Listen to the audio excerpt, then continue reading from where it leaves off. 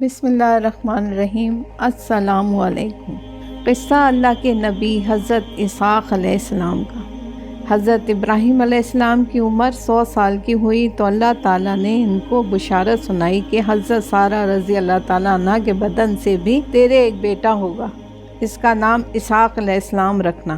اور اللہ نے حضرت ابراہیم علیہ السلام سے کہا کہ تیری جو دوسری بیوی ہے اس کو سری مت کہا کر، بلکہ اس کا نام سرا ہے، اور میں برکت دوں گا کہ وہ قوموں کی ماں ہوگی اور ملکوں کے بادشاہ اس سے پیدا ہوں گے۔ اور بلا شبہ ہمارے فرشتے حضرت ابراہیم علیہ السلام کے پاس بشارت لے کر آئے۔ انہوں نے حضرت ابراہیم علیہ السلام کو سلام کیا اور حضرت ابراہیم علیہ السلام نے سلام کہا۔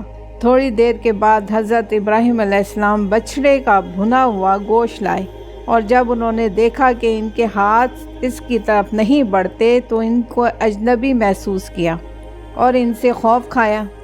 وہ کہنے لگے، خوف نہ کرو، ہم لوط کی قوم پر عذاب کے لیے بھیجے گئے ہیں۔ اور حضرت ابراہیم علیہ السلام کی بیوی سارہ رضی اللہ تعالیٰ عنہ کھڑی ہوئی ہنس رہی تھی۔ بس ہم نے اس کو اسحاق علیہ السلام کی اور اس کے بعد اس کے بیٹے یعقوب علیہ السلام کی بشارت دی۔ سارہ کہنے لگی، کیا میں نگوڑی بڑھیا جنوں گی، اور جبکہ یہ حضرت ابراہیم علیہ السلام میرا شوہر بھی بوڑھا ہے؟ واقعی یہ تو بہت عجیب بات ہے۔ فرشتوں نے کہا، کیا تو اللہ کے حکم پر تعجب کرتی ہے؟ اے اہل بیت، تم پر اللہ کی رحمت و برکت ہو، بلا شبہ اللہ تعالیٰ ہر طرح قابل حمد ہے اور بہت بزرگ۔ بس محسوس کیا حضرت ابراہیم علیہ السلام نے ان سے خوف، وہ فرشتے کہنے لگے، خوف نہ کھا، اور بشارت دی اور اس کو ایک سمجھدار لڑکے کی۔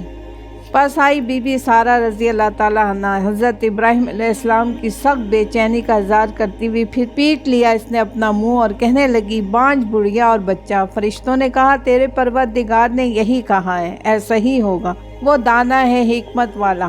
حضرت ابراہیم علیہ السلام نے کہا، بے شک مجھ کو تم سے خوف معلوم ہوتا ہے۔ فرشتوں نے کہا، ہم سے نہ ڈر، بلکہ بلا شبہ ہم تجھ کو ایک سمجھدار لڑکے کی بشارت دینے آئے ہیں۔